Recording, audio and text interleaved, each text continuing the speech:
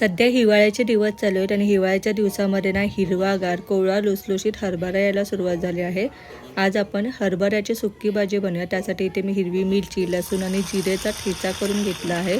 एका साईडला बिडाच्या कढईमध्ये तेल गरम केले, त्यामध्ये हा ठेचा परतून घ्यायचा आहे आणि त्याचबरोबर एक मोठा कांदा बारीक चिरलेला टाकायचा आहे। कांदा मऊसूत झाला की मग यामध्ये स्वच्छ धुवून बारीक कट करून घेतलेली हरभऱ्याची भाजी टाकायची आणि तेलामध्ये छान परतून घ्यायची आहे।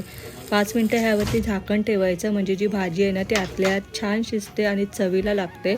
बिडाच्या कढईमध्ये केल्यामुळे ना ह्याची चव अजूनच खूप छान लागते। तर ही भाजी तुम्ही नक्की करून पहा। भाजी शिजली की शेवटी ह्यामध्ये तुम्ही शेंगदाण्याचा कूट टाकू शकता।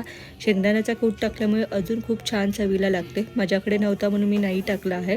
तर बघा, तयार आहे आपली हरभऱ्याची मस्त चविष्ट अशी भाजी। तुम्ही सुद्धा एकदा नक्की करून पहा।